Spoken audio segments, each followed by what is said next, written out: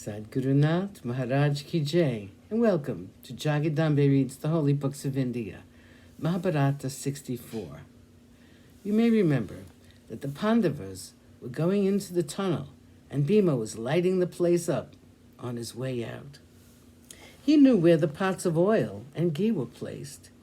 He knew where Parochana was sleeping in a drunken stupor.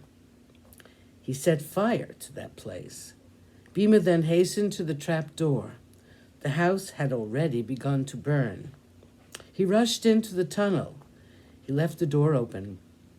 He knew that the debris would cover up the door and part of the tunnel too, and prevent people from discovering that the Pandavas had been able to escape through the tunnel.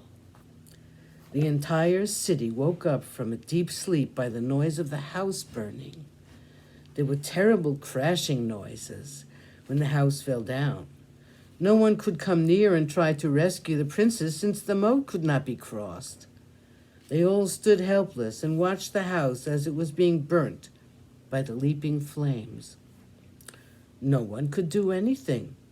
They had to stand by and watch the beloved Pandavas being burnt. It did not require much intelligence for them to guess that Dhritarashtra and his son were responsible for this tragedy. The people of Varanavata cursed the Kauravas and wept for the young princes and their mother, who had been murdered in such a treacherous manner. They stood all night watching the palace of Lak being burnt to ashes. The Pandavas, in the meantime, were hurrying through the tunnel. Bhima heard the crash of the building falling down. He hurried them along. There was the danger of the tunnel closing up before they came out of it. Kunti and the other children were so sleepy and so nervy that they could not walk fast enough. Bhima took them all up. With his dear mother on his back, the twins on his hips, and the other two in his arms, this great hero walked the entire length of the tunnel. They reached the bank of the river Ganga at long last. From that distance, they could see the sky, red with the flames rising from the burning house. The river flowed placidly. It was comforting to see her flow so serenely.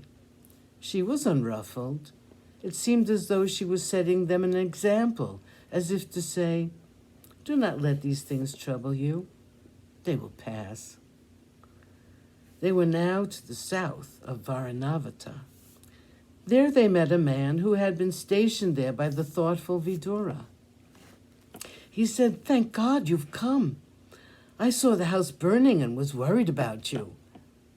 I have been here every night for the last so many days. We did not know when you would be able to escape from the house of Lak. Vidura has placed here a boat to ferry you across the river. It's in readiness. After you reach the other side of the river, Vidura wants you to proceed southwards. The path will be clear to you because of the stars.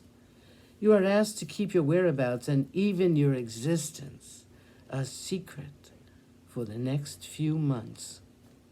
It is to be noted that all the people sent by Vidura spoke first the words in Malecha Bhasha, which Vidura had first used.